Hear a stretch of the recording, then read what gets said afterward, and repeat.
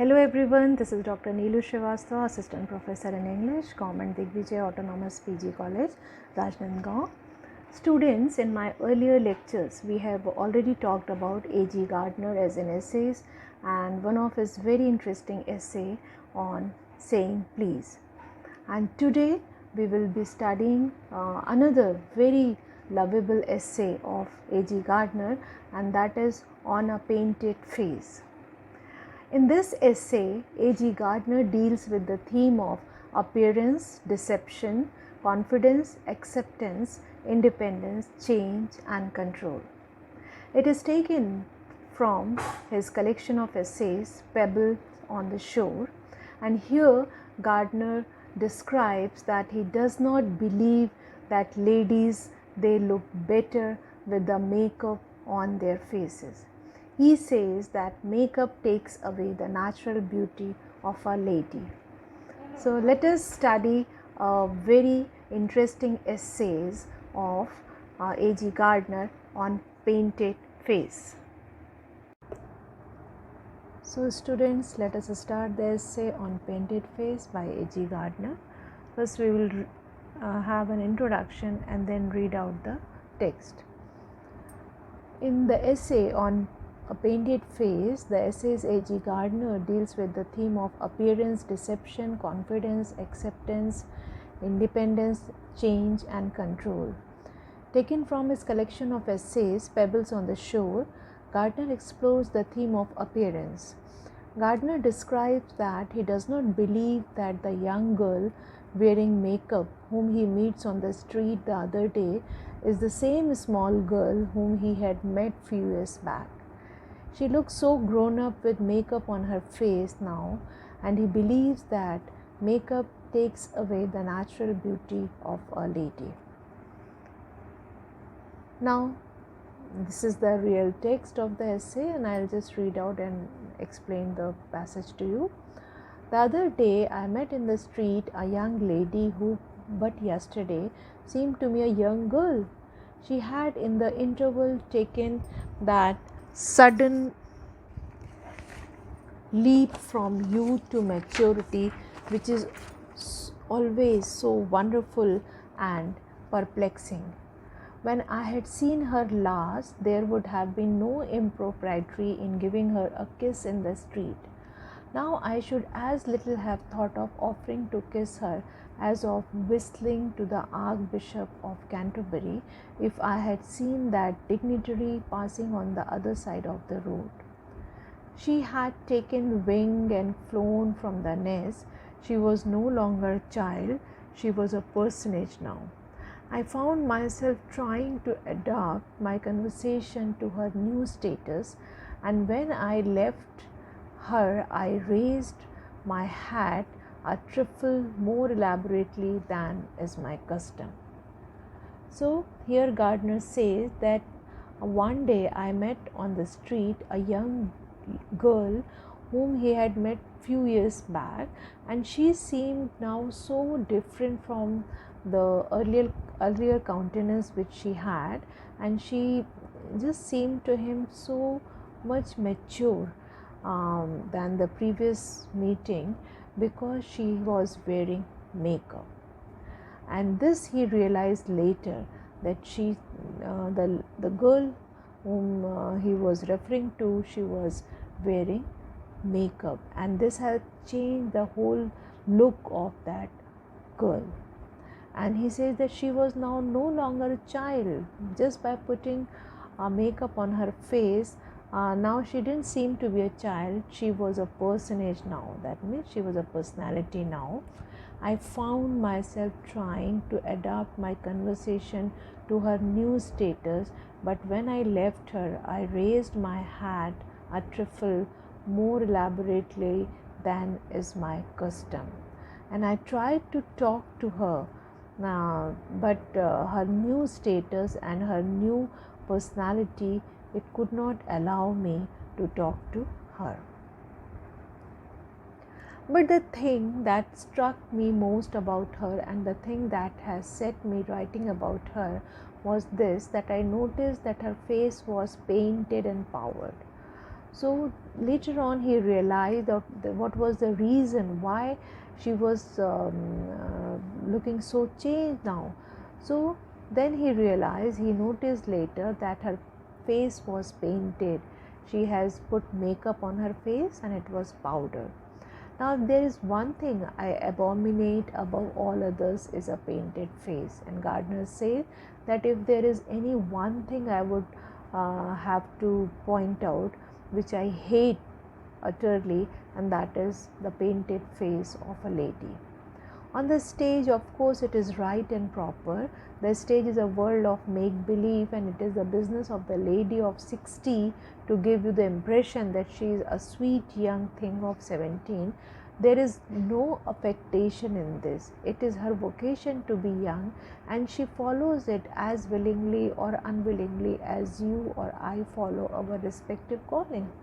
And Gardner says that I can allow an actress to put makeup on her face because it is her profession, it is her business to look younger, to look more beautiful, to look prettier than she is in reality.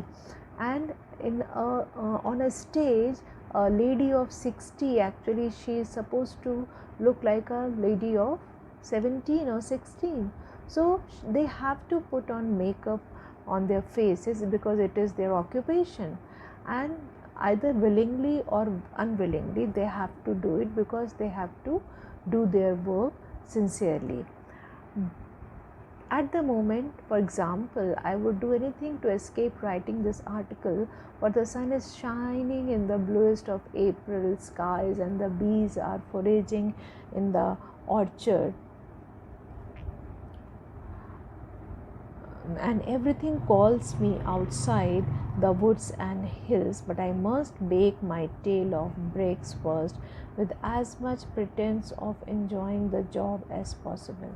So he says, as for myself, at the moment, I just want to go out of my home because the weather outside is so beautiful. It is a clear, unclouded sky of April outside, and the bees are searching for honey in the orchards and in the flowers which are blooming there, and everything calls me outside to the forest and the hills.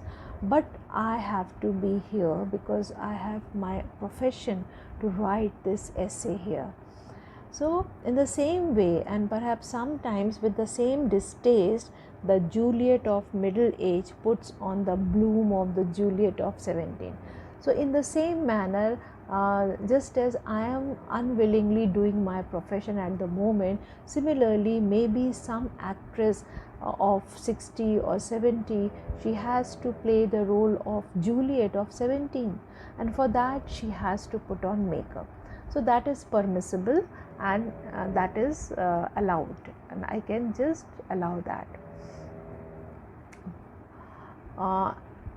But that anyone not compelled to do it for a living should paint the face or dye the hair is to me unintelligible. But Gardner says, I don't understand why other people who are not compelled to do makeup, who are not forced to wear makeup on their faces because of their profession, why do they apply makeup on their face? That I just can't understand. Either they why do they paint the face or why do they dye their hair? That I just unable to understand. It is like attempting to pass off a counterfeit coin. So he says it is as if the person is trying to be fake, like a fake currency.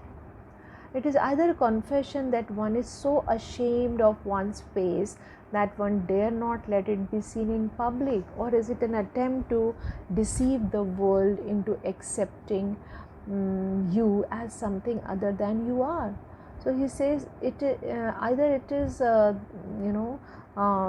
confession that the people are so terrified to accept that they can't show their face raw to others. Maybe that they are very much ashamed to show their raw face to others because they may feel that their raw face may not seem as attractive as after makeup. Or it is an attempt to deceive the world into accepting you as something other than you are. Or either you want to deceive the world by showing another face which is different from your real face. So it has the same effect on the observer that those sham oak beams and uprights that are so popular on the front of suburban houses have. They are not real beams or uprights. They do not support anything or fill any useful function. So he says that the painted face is of no use. In fact, they seem to be so unreal, just as the oak trees, who appear to be so shiny and so heighted, but they are of no use to anyone, and they are not real beams. They do not support anything or fill any useful function. They are only a thin veneer of oak stuck on to pretend that they are the real thing. They are just a thin covering of having the look of wood, but in real they are not the wood. They are like veneer. They are the detestable pretense, and I would rather live in a hovel than in a house tricked out with such vulgar deceits that do not deceive. So he says that I would rather love to live in a dirty hut than in a house, in a big mansion which is full of deceitful things, fake things. So to be real is always preferable than to be fake. This is what A.G. Gardner wants to say. And in the same way, the paint on the face and the dye on the hair never really achieved their object. If they did, they would not cease to be a sham, but at least they would not be a transparent sham. So he says that why do people put makeup on their faces? Because actually they don't achieve what they want to achieve. So what do they want to achieve? They want to appear prettier, they want to appear younger by putting on makeup on their faces, but do they get their objects fulfilled? No, their objects are not really achieved, and because they are like a sham, they are like something which is fake. There are, of course, degrees of failure. Mrs. Gamp's curls were so obviously false that they could not be said to be intended to deceive. On the other hand, the great lady who employs the most scientific face makers in order to defeat the encroachments of time does very nearly succeed. But her failure is really more tragic than that of Mrs. Gamp. How tragic, I realized one day when I was introduced to a distinguished society woman whose youthful beauty was popularly supposed to have survived to old age. So many times I have seen ladies of old age putting so much of makeup, and their faces are painted with so much of makeup that I really feel very bad about them. I really feel tragic about them, that what they must be feeling at their heart to look younger while they are no longer a young woman now. And once he saw such an old lady having lots of makeup on her face, and when he went near to that lady at a distance, she indeed seemed to be a miracle of girlish loveliness. But when I came close to her and saw the old bleared eyes in the midst of that beautifully enameled face, the shock had in it something akin to horror. I was really horrified to see the face from very closely. When I saw her face, it was as though death himself was peeping out triumphantly through the painted mask, and I was feeling as if death was peeping through her face. That means she was very, very old, just her leg in the with her leg in the grave, but still her face was painted that much that it was a horrible scene. And in that moment, I seemed to see all the pitiful years of struggle that this unhappy woman had devoted to the pretense of never growing older. And then I realized that women, they feel that they will never grow old. Her pink and white cheeks were not a thing of beauty, they were only a grim jest on herself. And her pink cheek, they were actually a very serious joke on herself, on her ambitions, her ideas, her poor little soul. And he had a pity on that old lady. So why should we be so much afraid of wrinkles and gray hairs? So Gardner says, I just don't understand why people are so much afraid of having wrinkles on their faces and having their black hairs grown gray. In their place, they can be as beautiful as the freshest glow on the face of youth. Instead, they should enjoy their old age and these changes in their appearance. There is a beauty of the sunrise and a beauty of a sunset. He says that even in nature we see that both sunrise and sunset are equally beautiful. You cannot say that sunrise is prettier than the sunset. In fact, sunset sometimes seems to be much more beautiful than sunrise. And of the two, the beauty of the sunset is deeper and more spiritual. Why sunset is prettier than sunrise? Because it has deep meaning in it, and it seems to be very spiritual, because it has along with its beauty, it has that experience of the whole day. Similarly, old age has the experience of the whole life, so that adds beauty to your appearance. There are some faces that seem to grow in loveliness as the snow fall around them and the acid of time bites the gracious lines deeper.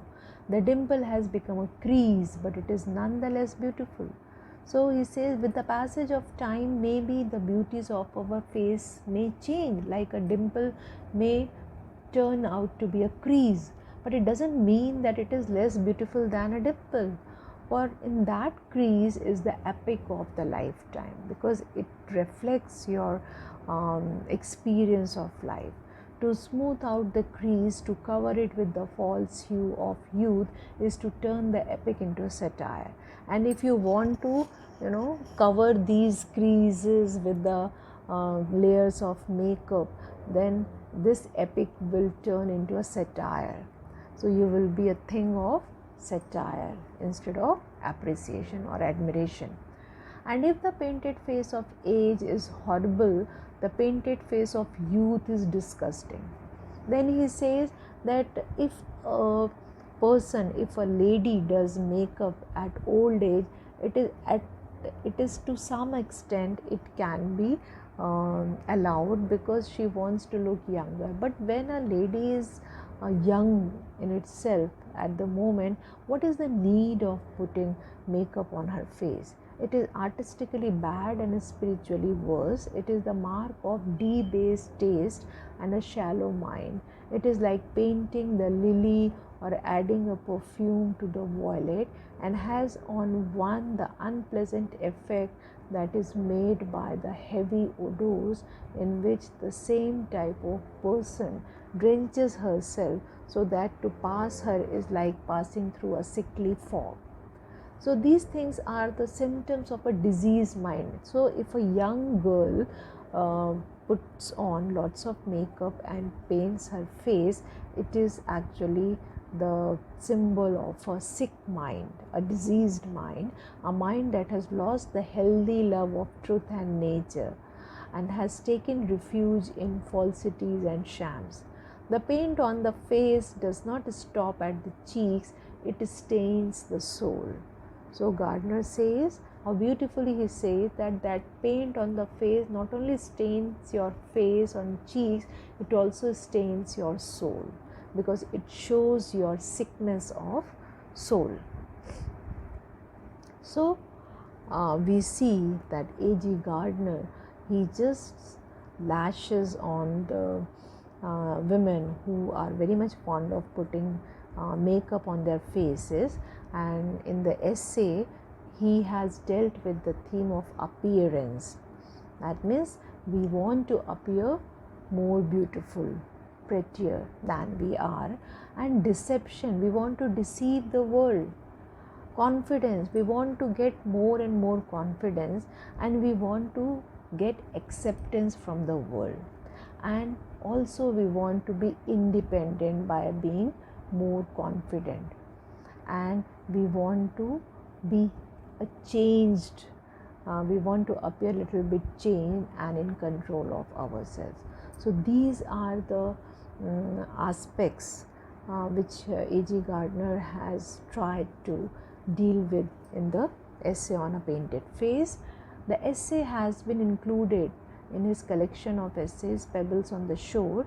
The reader realizes from the beginning of the essay that Gardner may be exploring the theme of appearance and affectation, and it is clear that Gardner does not like the fact that the young girl he meets on the street should be wearing makeup. He believes that makeup takes away the natural beauty of a lady. In Gardner's eyes, beauty cannot be enhanced by makeup. It never dawns of Gardner that some women may prefer to wear makeup in order to boost their confidence. So he doesn't understand why women feel themselves more confident when they are wearing makeup. They may not necessarily be trying to deceive the world or to persuade the world that they still look as young and beautiful as they did in their youth. It is inevitable that everybody will be old and may not necessarily be considered as beautiful as they once were.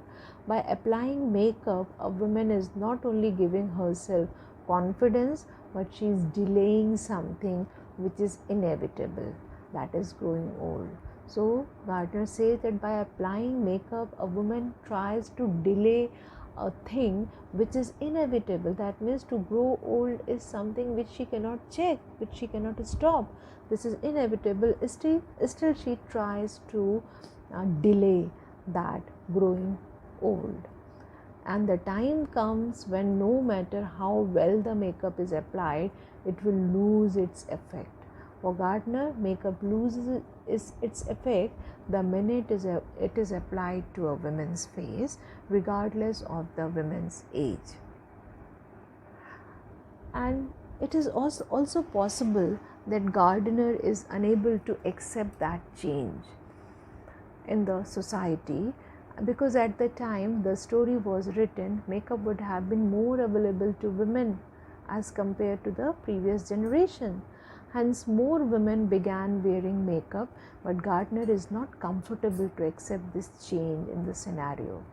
And it is for this reason that Gardner is noticing how many women are wearing makeup these days. Some critics might suggest that Gardner is being unnecessarily critical of women, and maybe that he is prejudiced against women. It is as though he is attempting to control women, how they might look or how they want to appear, an effort that many men, including Gardner, might have done but would have lost. In reality, makeup may have helped the woman to be independent. They should be allowed to decide for themselves how they might wish to look.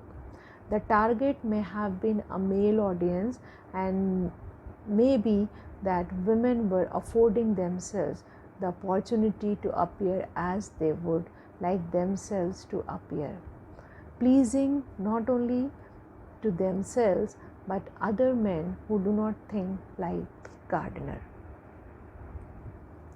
So what is also interesting in the essay about the story is how angry Gardner feels about this issue.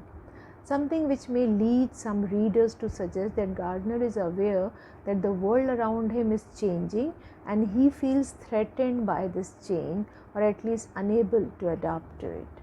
It might also be important that Gardner considers that it is okay for an actress or actor to wear makeup as they are partaking in a fantasy, yet a woman does not have the same right to apply makeup and escape into a world whereby she is not hurting anybody. It may also be a case that many women feel discontent with how they look without makeup. And Gardner also says that not every woman has been treated kindly by nature, because not every woman is a born beautiful girl. So it is inevitable that a woman, for the sake of confidence, would apply makeup to her face. Again, in reality, Gardner considers it to be a detestable act, as the problem lies with Gardner and is his inability to accept the change. Gardner also does not know how to react to young people who apply makeup, something that is clear from the beginning of the essay. Though the young girl has not changed as a person, but Gardner treats her differently just because she has put makeup on her face. Gardner also doesn't believe that women who apply makeup to their faces or who dye their hair are in any way prettier than they previously were. It suggests that Gardner believes that the women acting foolishly or at least deluding themselves by wearing makeup. And if this is the case, then it might be important to remember that a woman is again independent of a man. She is entitled to do as she pleases, wear what clothes she wishes to wear, and makeup is if she desires to wear. There is nothing that Gardner can do about it, and this might be the most upsetting thing to Gardner and many other people like him. They lack the ability to control a woman's life. In the previous generations, the women may have felt submissive to males, and perhaps Gardner still belongs to that generation. The young girl who Gardner meets is expressing a newfound confidence that should be appreciated and applauded rather. But on the other hand, she is criticized by Gardner. Gardner remains shocked enough by the fact that the society has moved on. It is as though Gardner is not only unable to accept the present, but he is also finding it difficult to let go of the past and the belief that women should not wear makeup. In reality, the real problem lies with Gardner and not the women who choose to wear makeup. So, students, concludingly, we can say that On Painted Face is a reflection of A.G. Gardner's own prejudices against women who wear makeup. He can't just accept the fact that women too have right to be as they wish to be, and that change is the law of nature. The male should respect the way women wish to go and support them as long as they are not wrong and are harmless. So, I hope you must have thoroughly understood the essay On Painted Face, which is a very lovable essay of A.G. Gardner. Now, students, questions which arise on the essay and on the author, they are like this. You should prepare this question, as we have already discussed A.G. Gardner as an essayist with special reference to the essays in your syllabus that I have discussed in my previous lecture. Then critical appreciation of this essay which we have just now read On Painted Face is important, and you need to prepare this question. Then there are some minor questions also, like why is Gardner against women's wearing makeup? How does wearing makeup can boost up the confidence of a woman, and why does Gardner consider wearing of makeup by ladies as fake? So think on these questions and try to answer them by yourself in a reasonable manner. So here we complete the essay, and we will meet again in another lecture soon. Till then, bye students.